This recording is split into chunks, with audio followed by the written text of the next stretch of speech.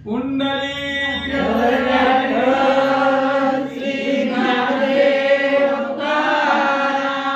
पंढऱ्यात भगवान की जय, नवनाथ महाराज की जय, अवधूत चिंतन श्री गुरुदेव दत्त वासुदेव हरी। सावकाश घ्या, सावकाश गडबड करू नका, जेवढं विस्तार करा तेवढं करा।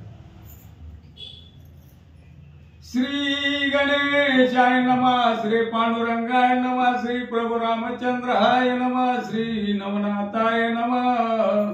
तुमच्या दृष्टीचा सहज झळकू कृपा पात्र वरील हमसकू मम प्रज्ञे मोस्तकू विरवला हे महाराजा। कथेचं अनुसंधान या ठिकाणी असणारे मच्छिंद्रनाथ आणि मैनावती स्त्री राज्यामधून मच्छिंद्रनाथ बाहेर आले। गोरक्षनाथ जात असताना आपण जाताना ज्या झाडाखाली थांबलो त्या आंब्याच्या झाडाखाली आल्यानंतर ना त्यांना आठवण झाली आपली चितच असणाऱ्या गुरुची आपल्याला शुद्धी लागली होती, म्हणून पुन्हा असंच त्या ठिकाणी हेलापट्टण नगरीमध्ये आल्यानंतर ना पुन्हा तिथं असणाऱ्या मैनावतीची भेट झाली आणि हो द्या आणि मैनावतीची भेट झाल्यानंतर ना पुन्हा मच्छिंद्रनाथ सांगू लागलेले आहेत की तू असणारा तुमचं जे हित आहे ते हित तुम्ही करून घेतलेलं आहे। जालिंदर सारखा असणारा त्या ठिकाणी अग्निपुत्र आहे आणि त्याच्यासारखा असणारा सद्गुरू तुम्हाला प्राप्त झालेला आहे, त्यामुळे जीवनाचं कल्याण तुम्ही करून घेतलं असं मच्छिंद्रनाथ मैनावतीला बोलतात। तुमचे पडी पाडे नयती कल्पतरो झाडे परिवासने समान कोडे बरे वाईट मिरवतसे। आणि त्यावेळेस बोलू लागलेले आहे तुमचे असणारे एवढी अथांग कृपा आहे, तुमच्या कृपेचं पुढे असणारा कल्पवृक्ष नावाचं झाड आहे, ती झाडाची सुद्धा त्या ठिकाणी सरासरी त्याची बरोबरी तुमच्या कृपेच्या पुढे करता येत नाही, अथांग कृपा तुमची आहे असं या ठिकाणी बोलतात। तैसी तुमची नवे स्थिती साधक कल्याण मिरवी मती की परिसदेता समान गती की वाईट मिरवतसे।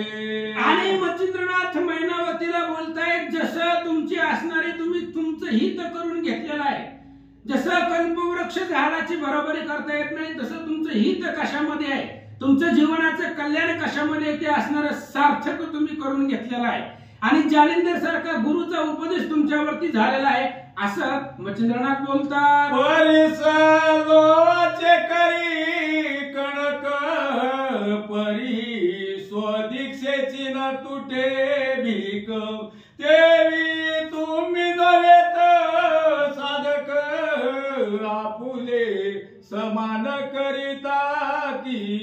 आणि त्यावेळेस सांगू लागलेला आहे परिस काय करतो कसलंही लोखंड असू द्या त्या लोखंडाला परिसाचा स्पर्श झाला तरी सुद्धा त्या लोखंडाचं सोनं होतं, पण तुम्ही जीवनाचं सोनं करताय, तुमचा असणारा गुरु उपदेश प्राप्त झालेला आहे आणि गुरुच्या मुखामधून उपदेशात्मक ज्ञान ते ज्ञान अक्षय असतं, बाकी आम्ही तुम्ही सांगितलेलं ज्ञान संपत असतं त्या ज्ञानाचा क्षय होत असतं, पण गुरुच्या मुखामधून जे ज्ञान प्राप्त झालेलं आहे ते ज्ञान अक्षय आहे, त्या ज्ञानाचा कधीच क्षय होत नाही।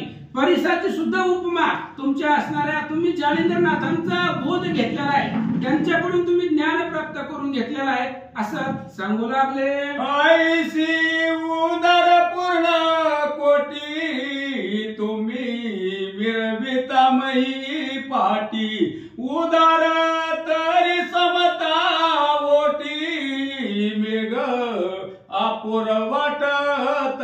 आणि मैनावती बोलते तुम्ही दोघ जण असणारे जालिंदरनाथ गोरक्षनाथ आणि मच्छिंद्रनाथ एवढं तुम्ही असणारे जगतावरती फिरता जगाचं कल्याण करता, तुम्ही कसे आहेत उदार आहे कृपामूर्ती संत उदार उदार भरले अनंत भांडार, तुमच्यापाशी असणारं कृपेचं भांडार भरलेलं आहे, जगाच्या पाठीवरती तुम्ही हिंडता, प्रत्येक जिथं जाईल तिथं लोकांना उपदेश करता, त्यांचं कल्याण करता।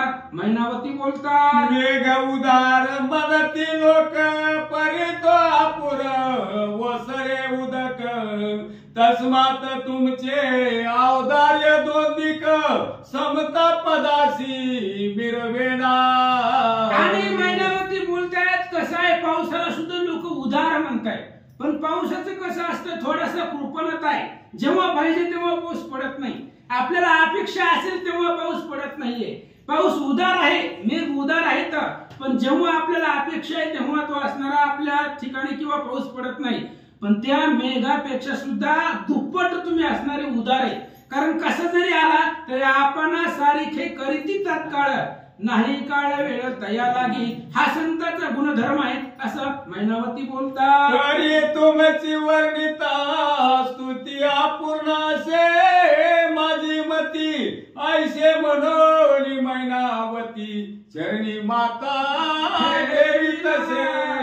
आणि मग मैनावतीनं मच्छिंद्रनाथाच्या चरणावरती डोकं ठेवलं. तुमची उदार स्थिती आहे आणि तुमच्या स्थितीपाशी पूर्णपणा आहे, अपूर्णता नाहीये.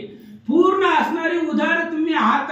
तुमच्या उदारतेला कशाचीच उपमा देता येत नाही. मेघापेक्षा दुर्गणित उदारपणा तुमच्यापाशी आहे. म्हणून सलीलपणानं अतिशय नम्रतेनं मैनावतीनं मच्छिंद्रनाथाच्या पायावरती आपलं डोकं ठेवलं. नागासन वसन भूषण सहित अन्न पादादी अन्य पदार्थ सिद्ध करोनी मनोरथ तुष्ट करीत नाथाशी. आणि मग आता आपल्या घराला आलेला आहे कोण, मच्छिंद्रनाथ आलेले आहेत आणि तिथे नाथ आहे. पण घराला आलेला अतिथ आहे, तो अतिथ तात्पुरता घराला येत असतो. पण त्या आलेल्या अतिथाचं मान सन्मान करणं, त्यांना बसायला आसन देणं, त्यांना असणारा त्या ठिकाणी चहा पाणी वगैरे वगैरे देणं हे आपलं प्रत्येक गृहस्थाचं कर्तव्य आहे. अतिथ जर महागारी गेला, घराला आलेला जर महागारी गेला तर काय होतं, अतिथविमुख गेलिया जाणं, आपुले पुण्य घेऊन तयाचे पाप देऊन जातो की तो निर्धार. जैमिनी अश्वमेध मध्ये श्रीधर स्वामी सांगतात, घराला आलेला जर महागारी पाठवलं तर ते आपलं पुण्य घेऊन जातं आणि त्याला कमावलेलं पाप ते असणाऱ्या गृहस्थावरती बसतं. म्हणून तुम्ही तसे नाही, तुम्ही त्या ठिकाणी सद्गुरू आहात. म्हणून असणाऱ्या मच्छिंद्रनाथाला बसवलं, आसन दिलं, भोजन वगैरे साठी त्या ठिकाणी त्यांचं मन तृप्त केलं असं सांगतात. 3 रात्री वस्ती करून सर्व आशीर्वाद देऊन मग निघता झाला मच्छिंद्र नंदन गोरक्षनाथानी करोडी. आणि मग 3 दिवस ते असणारे हेलपट्टण नगरीमध्ये राहिले. मैनावती समोर तिच्या असणाऱ्या ग्रहामध्ये मच्छिंद्रनाथ, गोरक्षनाथ आणि त्यांच्या बरोबर बारकं असणारं काणी मीनानाथ नावाचं असणारं एक लेकरू होतं. आणि ते असणारं 3 जण त्या ठिकाणी 3 रात्र तिथं राहिले आणि नंतर निरोप घेतला मैनावतीचा आणि आपापल्या पुढे तीर्थाटनाला मार्गस्थाला निघाले. सकळ कटका सहित बोलो निघाला चंद्रमुक्त मैनावती आणि ग्रामस्थ एक कोस बोलविती. आणि त्या असणाऱ्या गुरु शिष्यांना पाठवण्यासाठी आता आपल्या गावामधून निघालेले, त्यांच्या पाठवणीसाठी असणारा मुक्तचंद गोपीराजाचा मुलगा आहे आणि त्याला राजगादीवरती बसवलेलं होतं. तो मुक्तचंद आपला असणारा सैन्य वगैरे येऊन गावाच्या बाहेर 1-2 कोस पर्यंत त्यांना असणारा सोडवण्यासाठी निघालेला आहे. गावातले अनेक ग्रामस्थ जे असणारे सद्भक्त होते ते सुद्धा त्या दोघांना पाठवण्यासाठी गावाच्या बाहेर येऊ लागले. सकाळी चरणावरी ठेवणी माता परत ते झाले बोलवून नाता. मग आपले सदनी येवणी तत्वता धन्यनाथ म्हणतात. आणि मग सगळेजण गेले गावाच्या बाहेर 1-1.5 कोस पर्यंत त्यांना पाठवलं. ते आपापल्या मार्गाला निघून गेले आणि ग्रामस्थ माघारी आल्यानंतर विचार करू लागले. नाथ होते ते, अफाट शक्ती नाथांपाशी योग सामर्थ्य आहे. मैनावती त्या ठिकाणी त्यांचं असणारं गुणवर्णन करू लागल्या. मुक्तचंद राज आहे, सगळे ग्रामस्थ जे सोडवायला गेलेले होते ते माघारी आल्यानंतर आपल्या अंतःकरणामध्ये त्यांच्याविषयी भाव प्रगट करतात. येरीकडे मच्छिंद्रनाथ त्रिवर्गादी गमन करीत ग्रामोग्राम मुक्काम साधित जगन्नाथी पातले. आणि इकडे असणारे ही 3 जण होते, गोरक्षनाथ, मच्छिंद्रनाथ आणि मीननाथ. ही 3 जण त्या ठिकाणी जात असताना जगन्नाथपुरीला येऊन पोहोचले. धर्मजल करत करत जात जात जात त्या ठिकाणी असणाऱ्या जगन्नाथपुरीला गेले. तिथे गेल्यानंतर ना काय करतात, ते करोनी उदती स्नान जगन्नाथाचे घेऊन दर्शन 3 रात्री ते राहून तीर्थविधी सारिला पै. आणि जगन्नाथपुरीला गेली. तिथल्या असणाऱ्या त्या ठिकाणी देवतेचं दर्शन घेतलं, स्नान केलं, दर्शन घेतलं. 3 दिवस त्या गावामध्ये राहिले जगन्नाथपुरीला. आणि 3 दिवस राहून पुढे अजून आपला असणारा मार्गक्रमण करत असताना 3 जण निघाले. चेतनी निघोन पुन्हा मार्गी गमन करीत मग योगी तो सौराष्ट्र ग्राम मुक्काम प्रसंगी जावोनी ते राहिले. आणि जगन्नाथपुरी पासून पुन्हा 3 जण निघालेले. तर धर्मजल करत करत प्रवास करत करत चाललेले होते. सौराष्ट्र नावाचं त्या ठिकाणी गाव आहे, देश आहे. आणि त्या असणाऱ्या ठिकाणापर्यंत 3 जण जाऊन पोहोचले. क्रमोनी आजायची तैसी दुसरे दिनी मित्रोदयासी गोरक्षे सावरोनी भिक्षा झोळीसी भिक्षा लागी प्रवर्तला. आणि ते असणारे सौराष्ट्र म्हणजे सुरटी नावाचं गाव होतं. आणि त्या असणाऱ्या गावामध्ये 3 जण गेलेले होते. सकाळी सकाळी उठले, 3ही उठले. उठल्यानंतर गोरक्षनाथ गावामध्ये फिरत होते आपली असणारी झोळी घेऊन. जी जाईल ते असणाऱ्या 3घाच्या पोटापुरतं जे काही भेटल गावामध्ये ते असणारे भिक्षामध्ये मागून आणत होते.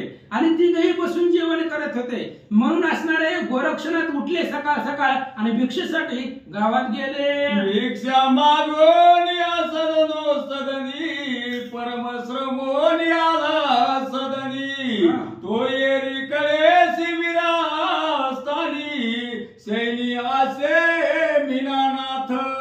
आणि इकडे गोरक्षनाथ सकाळ सकाळी गेले. आणि गेल्यानंतर भिक्षा मागितली. मागून त्या ठिकाणी आता प्रत्येक जण भिक्षा देईल असं नसतंय.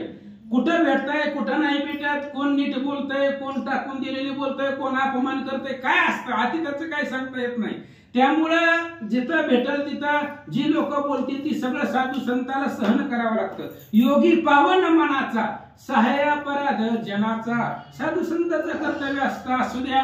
गेले गोरक्षनाथ भिक्षा मागण्यासाठी पण श्रमलेले होते. त्यांना आधीच कंटाळा आलेला होता. कारण कोण 10 गावं फिरवतो, एखादं घर त्या ठिकाणी भिक्षा देत होतं. आणि श्रमून कटाळून आलेले होते. आणि इकडं मीनानाथ लहान लेकरू होतं ते अजून झोपीमध्येच होतं. मच्छिंद्रनाथ उठले.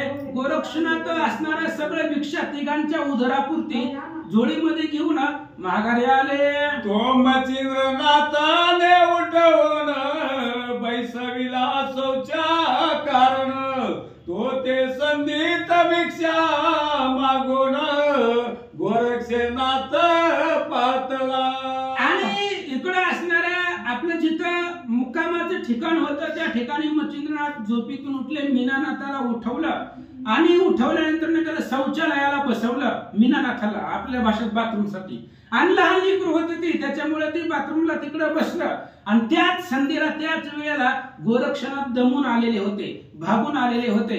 गावात फिरून त्यांना त्या ठिकाणी आळस आलेला होता, श्रम झालेला होता. तेवढ्या वेळामध्ये गोरक्षनाथ भिक्षा घेऊन आले. मच्छिंद्रनाथ काय सांगतात, ग्रामात हिंडता सदनो सदनी श्रमे विठलासे मणी तो येताची स्थानी श्रमोणी मच्छिंद्रनाथ बोलत असे. आणि गावातून फिरून आलेला होता. मनामध्ये विठलेला होता गोरक्षनाथ. मन त्यांचं दुःखित झालेलं होतं. कारण गावामध्ये झालं असेल कोण काही बोललं असेल भिक्षा मागण्यासाठी, म्हणून श्रमून आलेले होते. आणि मनामध्ये दुःखित होते गोरक्षनाथ. आणि आल्यानंतर भिक्षेची झोळी खाली ठेवली. एवढ्या वेळामध्ये मच्छिंद्रनाथ गोरक्षनाथांना सांगितलं. काय सांगतात, म्हणे गोरक्ष मीनानाथ सौस्यासी बैसविला आहे गल्लीत तरी तू त्या ते प्रक्षाळून त्वरित घेऊन येई पाडसा. आणि लगेच त्यांनी भिक्षेची झोळी ठेवली. गोरक्षनाथांनी जागेवर ठेवली. ठेवल्याबरोबर लगेच मच्छिंद्रनाथांनी सांगितलं, गोरक्षा मीनानाथ तिकडे असणाऱ्या गल्लीमध्ये बसलेला आहे शौचालयाला. तर त्याला काय, तू त्याला उचलून घेऊन या, त्याचं असणाऱ्या त्या ठिकाणी सगळं साफ कर, बाथरूमला बसलेला आहे स्वच्छ त्याला धु आणि धुवून माझ्यापाशी घेऊन या. असं काम मच्छिंद्रनाथांनी गोरक्षनाथांना सांगितलं. काय ऐसे बोलता मच्छिंद्रनाथ भिक्षा जोळी ठेवून या तेथ लक्षोनी पातला मीनानाथ गल्ली माझी जाऊन या. आणि आल्याबरोबर मच्छिंद्रनाथांनी काम सांगितल्यामुळे तू गुरु आहे. लगेच असणारी झोळीची भिक्षेची जोडी तिथंच ठेवली. काकीमध्ये जोडी होती ती काढून त्या जागेवरती ठेवली आणि ज्या गल्लीमध्ये जिथं कुठं असणारा मीनानाथाला बसवलेलं होतं त्या मीनानाथाचा शोध घेत घेत त्या गल्लीपर्यंत गोरक्षनाथ जाऊन पोहोचले. ओ मीनानाथ परम अज्ञान हस्तपाद भरविले विष्ठेने अंग व्यक्त गोरक्ष विष्ठा पाहुण परमचित्ती विठलासे. आणि मीनानाथ अज्ञान होतं म्हणजे लहान होतं, त्यांना काही लक्षामध्ये येत नव्हतं. लहान लेकरला काय कळतंय, बाथरूमला बसल्यावर सगळे हात पाय भरलेले असतात. तसंच मीनानाथाचंही झालं होतं. हात सगळ्या अंगाला त्या ठिकाणी घाण लागलेली होती. आणि गोरक्षनाथ गेले तिथं. गेल्यानंतर ना अशी असणारी मीनानाथाची अवस्था पाहिली आहे. कारण लहान लेकरू आहे, लहान लेकराला कुठं बसावं कसं बसावं लक्षामध्ये येत नसतं, अज्ञान लेकरू होतं ते. आणि त्यावेळेस सगळं असणारं शरीर अवयव त्यांचे असणारे विष्ठेने भरलेले होते. अशी अवस्था गोरक्षांनी पाहिले. आत्मये मच्छिंद्रासी की परमासे विवसी विषय उपद्रव संध्यासासी व्यर्थ कासया पाहिजे. आणि गोरक्षनाथानं ते मीनानाथाकडे बघितलं. गोरक्षाने विचार केला आपण नेमकं कशासाठी आलो, काय करायला लागलो. आपला अवतार आपला जन्म याच्यासाठी आहे का? आपण येतोय तर मृत्यू लोकांमध्ये, पण येऊन काय करतो, काय सार्थक आहे आपलं? तुका म्हणे जन्म आल्याचे सार्थक विठ्ठलाची एका देखलिया. भगवंत परमात्म्याची प्राप्ती करून घेणे आपल्याला जन्माला आलेले सार्थक आहे. मनुष्य जन्म ह्या जन्मामध्ये दोन कामं आपल्याला करायची असतात. मागचं फेडावं लागतंय आणि पुढचं तयार करून ठेवावं लागतं. मागचं जे काय असेल आपलं कर्म ती फेडण्यासाठी कर्मभूमी आहे आणि पुढचा जन्म आपल्याला सुयोग्य भेटावा त्याच्यासाठी शिदोरी करून ठेवण्यासाठी हे असणारा मानव जन्म आहे. ह्या जन्माला आल्यानंतर जीवनाचं सार्थक करावं लागतं. गोरक्षनाथाने विचार केला, मीनानाथाला पाहिलं, सगळं अंग विष्ठेने भरलेलं होतं. मग मच्छिंद्रनाथाचा विचार लक्षामध्ये आला.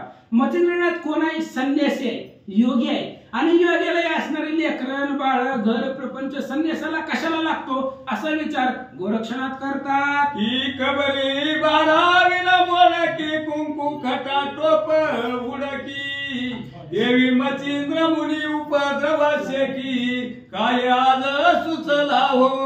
आणि म्हणून गोरक्षनाथाने विचार केला साधू संतांचं काय असतं लक्षण, आपण जिथं जाईल तिथं जगाला बोध करायचं का घर प्रपंच घेऊन हिंडायचं. हे मीनानाथ म्हणजे लेकरू होतं त्यांचं आणि या लेकराला घेऊन प्रत्येक वेळी जायचं. हे कुठेतरी जाऊन घाण करणार, पुन्हा ती साफ मलाच करावी लागणार आहे. अशा प्रकारचा विचार गोरक्षनाथांनी केला. आणि मच्छिंद्रनाथ हा योगी आहे, संन्यासी आहे आणि त्याला हे असणारा उपद्रव कशासाठी असा विचार गोरक्षनाथ करतात. जन्मांदासी आवडी त्वची संभार रक्षिकानी निगडी मनुष्या शरसांनी खटा टोप कासया. आणि मग विचार करू लागलेले आहेत गोरक्षनाथ. आता एक दृष्टांत पटवून देण्यासाठी अनेक उदाहरण ग्रंथकर्ते देत असते.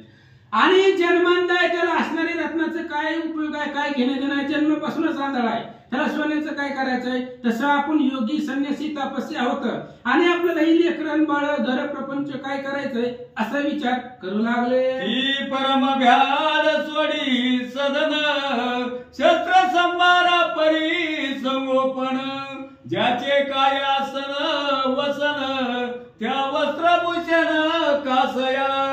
आणि एखादा असणारा भ्याड आहे आणि भीतीदायक आहे, तो घराच्या बाहेर गेलेला आहे. मनातच अंतःकरणामध्येच त्याच्या भीती आहे. मग त्याच्यापाशी जर शस्त्र अस्त्र जरी घेऊन गेला तरी त्याला भीती वाटणारच आहे. शस्त्र असलं म्हणजे काय भीती मनातली संपत्ती का? मुळात तो भ्याड आहे, भीतीदायक आहे, ते स्वतःलाच घाबरतो किंवा अंतःकरण पहिल्यापासूनच भीत्र आहे. मग शस्त्र अस्त्र असू द्या काही असू द्या, भीती वाटायची ती वाटते. तशा पद्धतीने आपण संन्यासी आहोत मूळ तत्व, आणि संन्यासाला असलं कशाला उपद्रव असा विचार करतात. ही राणीचे रान जावा वनाचा उन्मत्त द्रव्य देवो नित्या करावे शांत देवी निष्प्रहात विषय अत्यंत गोड काहीच वाटेन. आणि वनामध्ये गेल्यानंतर सावध असतो आपल्या बरोबर, त्याला द्रव्य देऊन त्याचं असणारं तोंड त्या सावधाचं गप्प करावं लागतं. तशा पद्धतीने आपण त्या ठिकाणी असणारे योगी तपस्वी आहोत, आणि असा उपद्रव कशाला असा विचार करतात. आईशे बोलो गौरनंदन मीना नाता ते करी कवळोन दुष्ट करी मचिंद्र कारणे उचलोनिया ते देवा. आणि मग अशा प्रकारचा विचार गोरक्षनाथांनी केला. हे असणारा कोण मचिंद्रनाथ योगी आहे, संन्यासी आहे. आता कसा जरी असला तरी तो गुरु आहे, त्यांना आपल्याला काम सांगितलंय म्हणून त्या मीनानाथाला उचललं. लहान लेकरू होतं, जसं बसलं तसंच गोरक्षनाथाने त्याला उचललं, आणि उचलून काय करतात. विष्टे वेट मिळालात पाहोनी मचिंद्र बोलत म्हणे गोरक्षा सरिते आता दोन्ही आणि बाळका. आणि लगेच असणाऱ्या गोरक्षनाथाने त्याला उचललं. मीननाथाला जसं आहे तसं उचललं. ते बसलेलं होतं तसंच उचललं. सगळं अंग त्याचं विष्ठेने भरलेलं होतं, हात पाय भरलेले होते. मचिंद्रनाथाकडे गोरक्षनाथ घेऊन गेले, आणि मचिंद्रनाथांनी सांगितलं, म्हणले नदीमध्ये ह्याला धुवून आण. ह्याच्या सगळ्या अंगाला विष्ठा लागलेले, घाण लागलेले आहे, नदीमध्ये घेऊन जा आणि याला स्वच्छ करून घेऊन या, धुवून आण. अशा प्रकारे मचिंद्रनाथांनी सांगितलं. अवश्य म्हणून या गोरक्षनाथ तैसाची उठवली सरिते जात दुसंचार करिता सरिते तो उत्तम खडक देखिला. आणि मचिंद्रनाथांनी सांगितलं होतं ह्याला धुवून आण. आणि मग गोरक्षनाथ गेल्यानंतर नदीकडे गेले. त्या नदीमध्ये गेल्यानंतर एक मोठा असणारा दगड शिळा त्या ठिकाणी गोरक्षनाथाला दृष्टीला दिसली. त्यांनी ती शिळा पाहिली, आणि पाहिल्याबरोबर देखिले परी एकांत स्थान मनात म्हणे न्यावे धुळ परी अंतर बाह्य मळी निवटून नाता लागी दाखवू. आणि मग लगेच विचार केला गोरक्षनाथाने, आता ह्या असणाऱ्या मीननाथाला धुवूनच घेऊन जाऊ. ह्याचे असणारे जे काही घाण लागलेले याच्या शरीराला, ती आतमधली बी घाण साफ करू आणि बाहेरची सुद्धा घाण साफ करू. कदाचित बाहेरची घाण साफ होते महाराज, पण अंतःकरणात ती साफ घाण लवकर साफ होत नाही. त्याच्यामुळे गोरक्षनाथाने विचार केला, दोन्ही घाण आपण मळ काढून टाकू. आतमध्ये लागलेला जे मळ आहे हे असणाऱ्या संसाराचा प्रपंचाचा तेही घालू, आणि बाहेरून जो मीननाथ घाण झालेला आहे ते सुद्धा आपण धुवून काढू असा विचार गोरक्षनाथ करतात. आईशे विचारोनिया चितात पदी धरिला मीनानाथ खडकावरी आपटोनी त्वरित गत प्राण पैकेला. मीननाथ लहान होता, मला अज्ञान लेकरू होतं, त्याला काही कळत नव्हतं. आणि गोरक्षनाथ गेल्यानंतर मोठा दगड बघितला. त्या मीननाथाच्या पायाला धरलं, पायाला धरून त्याला फिरवलं, आणि त्या दगडावरती आपटलं मीननाथाला. जागेवर मीननाथाचा जीव गेला. सरिते उदकासे अपार त्याचा प्रवेश ते झाले रुधिर हे सर्व भार जळ जवळ चर भक्ष म्हणून या धावले. आणि त्या दगडावरती आपटल्याबरोबर अंगामधून सगळं रक्त निघालं, आणि ती असणारी रक्तानं ते असणारी नदी आहे ती तांबूल झाली, लाल झाली. सगळं रुधिर त्या पाण्यामध्ये गेल्यामुळे त्या पाण्यामध्ये जे काय असणारे जलचर असते, मासा वगैरे अनेक प्रकारचे जलचर होते, आणि ते असणाऱ्या आदळल्यामुळे त्याच्या शरीराचे तुकडे ते असणाऱ्या पाण्यामध्ये पडले, आणि ते जलचर त्याला खाण्यासाठी भक्ष्य म्हणून धावले. मच मगरी कबंध देई मग तळपती त्या प्रभाई तैस्या पार जळचरे पाहोनी आठवली मनात म्हणे गोरक्षा. आणि गोरक्षनाथांनी त्या पाण्याकडे पाहिलं. त्या पाण्यामध्ये मगर होते, मासे होते, अनेक प्रकारचे जीवजंतू होते. त्या पाण्याच्या असणाऱ्या पात्रामध्ये गोरक्षनाथांनी पाहिलं, आणि त्या सगळ्या असणाऱ्या जीवजंतूला पाहिल्याबरोबर गोरक्षनाथाच्या मनामध्ये एक युक्ती आली. कोणती? म्हणे जीवे गेला मीनानाथ तरियाचे घालो सदावर्त एक जीवावरी तृप्त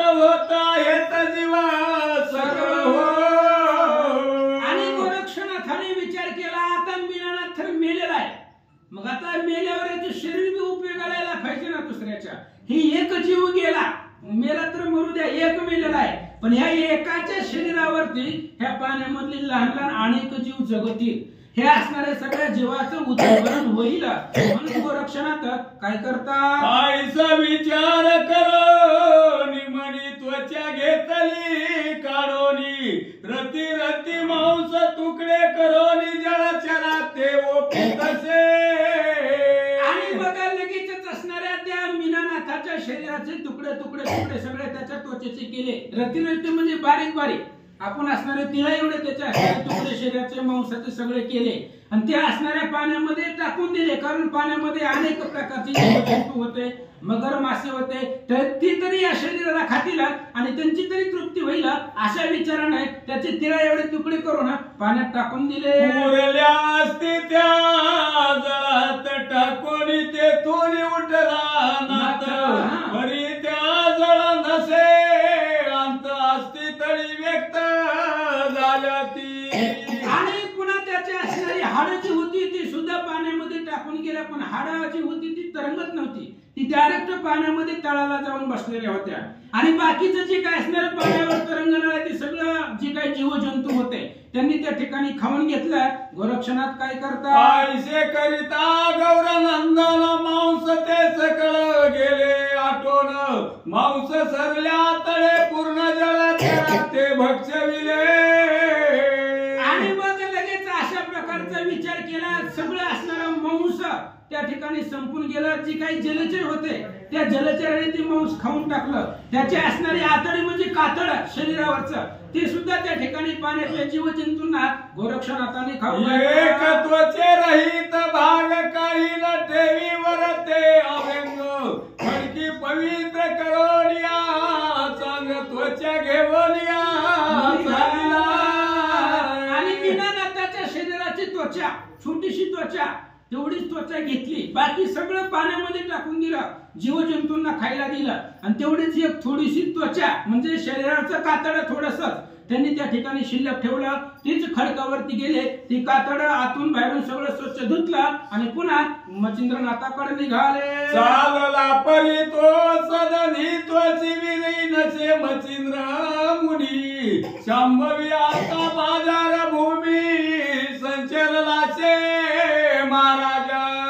आणि ज्यावेळेस निघाले होते गोरक्षनाथ त्यावेळेस मच्छिंद्रनाथ त्यांच्या शिबिरामध्ये आश्रमामध्ये नव्हते, काही कामानिमित्त बाहेर गेलेले होते. आणि तेवढ्या वेळामध्ये मच्छिंद्रनाथ नसताना गोरक्षनाथ त्या ठिकाणी गेले. त्यामध्ये काय करतात, तो येताची येते मच्छिंद्रनाथ मग ताना पसरी प्रावरणी त्वचेत मित्र रश्मी पावून यावात सुखावया घातला.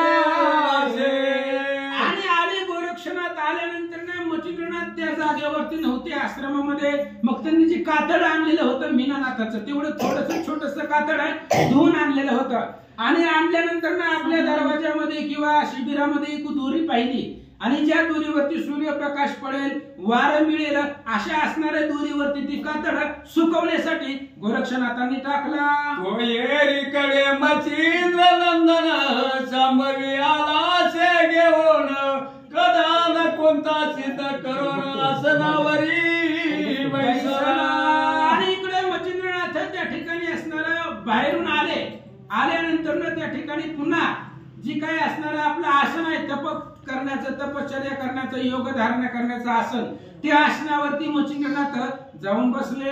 बैसला परी गोरक्षा ते म्हणे बारे कोटे मैदानात येरी म्हणे दोन त्या ते स्वच्छ आणले महाराजा. आणि लगेच मच्छिंद्रनाथ बसले आसनावरती आणि बसल्याबरोबर आता जेवायचा टाइम झालेला होता. भिक्षा घेऊन गोरक्षनाथ आधीच आलेले होते. मग आता जेवणासाठी आपण बसावं म्हणून विचारलं गोरक्षनाथाला. म्हणले मी तुला काम सांगितलं होतं मीनानाथाला आणण्यासाठी, त्याला स्वच्छ करून धुवून आणायचं होतं, त्याच्या अंगाला लागलेली घाण काढून आणायची होती असं तुला सांगितलं होतं.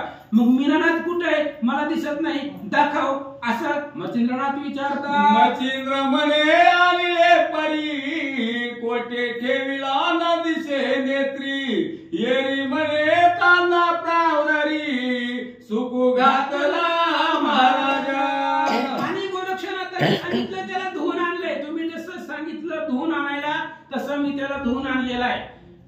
विचारलं मच्छिंद्रनाथाने आणलाय तर कुठे दिसायला पाहिजे ना, तो एकटाच आहे, मीनानाथ दिसत नाही. त्यांनी सांगितलं धुवून आणलाय, त्याला वाळायला घातलाय दुरीवरती सूर्यप्रकाशामध्ये. जिथं वारा असेल सूर्यप्रकाश असेल त्या असणाऱ्या जागेवरती त्याला वाळायला घातलाय, असं उत्तर गोरक्षनाथाने दिलं. म्हणे मच्छिंद्र काय बोलसी घातला सुकू आयसे मनसी, येरी म्हणे की असते तुम्हासी भाषेन माझे वाटतसे. आणि त्यावेळेस मच्छिंद्रनाथाला आश्चर्य वाटलं, सुकू घातला म्हणून तू वाळायला घातला मीनानाथाला, ते काय कपडा आहे काय त्याला वाळायला घालायला, काय बोलायला लागला म्हणले तू. त्यावेळेस गोरक्षनाथांनी सांगितलं मी जी बोलतोय तुम्हाला ते खोटं वाटेल, त्याच्यापेक्षा तुम्ही आपलं उठून जाऊन बाहेर जाऊन बघितलं तर बरं होईल, असं गोरक्ष बोलतात. तरी बाहेर शीघ्र येऊन स्वचक सुने पावा विलोकून, ऐसे बोलता मच्छिंद्र नंदन त्याची क्षणी बाहेर येतसे. आणि गोरक्षनाथांनी सांगितलं मी जी बोलतोय ते जर तुम्हाला खोटं वाटत असेल, विश्वास नसेल तर स्वतःच्या डोळ्यानं बघा. आपण म्हणतो कानात आणि डोळ्यामध्ये 4 बोटांचा फरक असतोय. आता मी जे बोलतोय ती तुम्हाला खरंच वाटत नाही तर तुम्ही उठा, बाहेर या आणि दोरीवर मीनानाथाला मी वाळू घातलेला आहे, तुम्ही तुमच्या डोळ्यानं पहा, तुम्हाला खरं वाटेल, असं गोरक्ष बोलतात. मने कोटे रे मीनानाथ परी पाहता मने ताना प्राणावर ते, न्याळुनिया पाहता देखे तोचे ते, मग धरणी अंग सनितसे. आणि गोरक्षाच्या सामन्यावरनं मच्छिंद्रनाथ बाहेर आले पण दिसले नाहीत मीनानाथ त्यांना. बाहेर आल्यावर सुद्धा पाहिलं, दिसले नाहीत. त्यावेळेस विचारलं बाबा गोरक्षा कुठेही मीनानाथ दृष्टीला पडत नाही. त्यावेळेस गोरक्षनाथ म्हणतात महाराज थोडस पुढे जावा, त्याला वाळू घातलेला आहे आणि तुम्ही सूक्ष्म दृष्टीने बारीक लक्ष देऊन पहा, तुमच्या दृष्टीला दिसेल. त्यावेळेस त्यानं त्या असणाऱ्या दोरीवरती पाहिलं, मीनानाथाची त्वचा होती, त्याच्या शरीराचा तुकडा थोडासा सुकवून त्यांनी वाळाय घातलेला पाहिलं. त्यावेळेस लक्षामध्ये आलं ह्या गोरक्षनाथानं आपल्या मीनानाथाला मारून टाकलं, म्हणून मग धरणीवरती अंग घालून मच्छिंद्रनाथ रडू लागले. म्हणे हारे काय केले बाळ माझे कैसे मारविले, अंग धरणीवरी टाकिले वरी लोडे गडबडा. आणि मच्छिंद्रनाथाला एवढं दुःख झालं, लहान लेकरू आहे आणि जे असणारं लेकरू अज्ञान लेकरू आहे, त्याला काही कळत नाही, त्या लेकराला मारून टाकलं. मच्छिंद्रनाथाला खूप दुःख झालं, मच्छिंद्रनाथ रडू लागले. तुला काम नव्हतं करायचं तर करायचं नव्हतं, पण माझ्या लेकराला, लहानशा लेकराला का मारलं, असं मच्छिंद्रनाथ विचारतात. म्हणून मृत्तिका उचल निघाली वदनी, आणि वरच्या स्थळा पिटवणी स्वर्ग करी आक्रोशे. आणि मग मच्छिंद्रनाथ खूप दुःख करू लागले, रडू लागले मीनानाथासाठी. जमिनीवरती गडबडा लुळू लागले, जमिनीवरची असणारी माती आपल्या मुखामध्ये घालू लागले आणि त्या मीनानाथासाठी, लेकरासाठी खूप दुःख मच्छिंद्रनाथ करतात. परम मोहे आरंभळत उठ उठोनी त्वचा कवळीत, हृदय लावोनिया आठवीत बालकाच्या गुणाते. आणि खूप दुःख झालं, गडबड लुळत होते, पुन्हा उठत होते, तिची त्वचा आणलेली होती, त्या त्वचेला आपल्या हृदयाला लावायचं आणि मीनानाथाचं असणारा जी काही लहान लहान जी काही गुण होते ते असणारे गुण आठवून मच्छिंद्रनाथाला अधिक रडू येऊ लागला. हा तुझा व्यासे जनक परमशत्रू होतो एक, जननीले तोडोनी बालक तुझा निले कैसे. आणि मच्छिंद्रनाथ बोलू लागले तू खूप लहान होता आणि मी तुझा बाप आहे, मी जन्म त्या ठिकाणी दिलेला आहे तुला, आणि तुझ्या असणाऱ्या आईपासून मी तुला खूप या वनामध्ये घेऊन आलो, आईची सुद्धा ताटातूट केली, आईपासून तुला लांब आणलं या एकाएकी अरण्यामध्ये, वनामध्ये, असं मच्छिंद्रनाथ बोलतात. म्हणे आरे मीनानाथा मज सांडोनी कैसा गेलासी आता, एकटा परदेशी सोडून यात स्वतः मार्ग मिळाला तुझ केली. आणि म्हणून मच्छिंद्रनाथ रडू लागले, दुःख करू लागले, एकाएकी आम्हाला सोडून परदेशाला, खूप लांब गेला, जिथून पुन्हा कधी सुद्धा माघारी नाही, तुझं दर्शन नाही, तुला त्या ठिकाणी पाहता येणार नाही, अशा असणाऱ्या परदेशामध्ये तू एकाएकी आम्हाला सोडून कसा गेला, असं मच्छिंद्रनाथ बोलतात. म्हणे आले मिळानात आता तू ते किलो तळा कोटोनी पासील मुख कमळ तुझा कापीला गळा कैसा येते आलोनी. अरे बाबा, तुझी असणारी आई तुला भेटवणार होतो मी 12 वर्षानंतर ना, पुन्हा तुझी आईची आणि तुझी भेट घडवून देणार होतो, तसं तिला वचनही देऊन आलेलो होतो की पुन्हा आम्ही माघारी येऊ म्हणून. आता तुझ्या आईला तरी कसे तोंड दाखवावं, हे असणारे एकाएकी अरण्यामध्ये आणलं आणि अरण्यामध्ये आणून तुझा गळा कापल्यासारखं तुला मारून टाकलं, असं मच्छिंद्रनाथ बोलतात. बालका स्त्रियांचे राज्यात भूमुकारे पावसील मृत्यू मनाने मारे तुझशी येत रक्षणार्थ अनविले. आणि त्यावेळेस मच्छिंद्रनाथ बोलू लागले, बाबा तुला इथं कशासाठी आणलं, हनुमंतरायाचा भूतकाळ स्त्री राज्यामध्ये होतो आणि तिथं पुरुष वाचत नाही, कोणताच पुरुष हनुमंतरायाच्या भूतकाळानं जगत नाही, आणि आम्ही असणारे त्या ठिकाणी आम्ही जगलो तिथं आम्ही स्वसामर्थ्यावरती, आणि तुझं रक्षण व्हावं, त्या भूभूतकारापासून तू वाचावा म्हणून तुला इकडे घेऊन आलं होतं, असं मच्छिंद्रनाथ. आणि परी तुझा निश्चिती कृतांत झाला गोरक्षेचा ती ऐसे म्हणून इंद्रनी प्रति अंग टाकी धडाडूनी. अरे बाबा, तुला संरक्षणासाठी घेऊन आलो होतो, तुझ्या जीवाला तिथं स्त्री राज्यामध्ये धोका आहे, तुला त्याचे काही होऊ नये म्हणून तुला या अरण्यामध्ये घेऊन आलो, पण इथं आल्यानंतर ना आम्ही तुझा काळ झालो, गोरक्षनाथ त्या ठिकाणी काळ रूपी होऊन तुला त्या ठिकाणी मारून टाकलं, म्हणून पुन्हा जमिनीवरती मच्छिंद्रनाथ लोळतात. उठे मच्छिंद्रनंदन त्वचा हृदयी धरी कवळून म्हणे बाळा तुझा समान पुत्र कैसा मजाता. आणि म्हणून पुन्हा त्या ठिकाणी उठायचं, लोळायचं, ती असणारी त्वचा गोरक्षनाथाने जी आणली होती तीच शरीराला लावायची, आणि पुन्हा त्या असणाऱ्या त्वचेकडे बघितल्याबरोबर त्याचं असणारं सगळं सौंदर्य आठवायचं, गुणवर्णन आठवायचं, आणि तुझ्यासारखा मुलगा पुन्हा भेटणार नाही म्हणून मच्छिंद्रनाथ रडतात. बाळाचे चांगुलपणा मज भास तसे जैसा मदन बाळाचे उत्तम गुण कोणा आरती वर्णू मी. आणि मच्छिंद्रनाथ दुःख करू लागले, एवढा सुंदर असणारा मीननाथ होता, मदनाचा पुतळा रवी शिशीकडे लोकलिया, राजस असणारा सुंदर त्या ठिकाणी दिकरू होता, सुंदर होता, मदनालाही लाजवेल एवढा असणारा सुंदर चेहरा होता. गुणाचं वर्णन करावं तर कसं करावं, वर्णनाच्या पलीकडचे त्याचे गुण होते, असं मच्छिंद्रनाथ बोलतात. बाळ लोटली वर्षे तीन परी काय सांगू मंजूळ बोलणे हातात ऐसे म्हणून हाक मारित होतास. अरे बाबा, तुझ्या वेळेस जन्म झाला, 3 वर्षाचा झाला, तेव्हा त्या ठिकाणी तुम्हाला हाक मारत होता, मला बोलवत होता, माझ्या पुढे त्या ठिकाणी रांगत येत होता. अशा प्रकारे आता मला कोण बोलवणार आहे, कोण मला हाक मारणार आहे, कोण माझ्या जवळ असणार आहे, पुन्हा तू मला कधी दृष्टीला पाहायला भेटणार आहे, असं बोलू लागले. कुंडली ज्ञानदेव तुका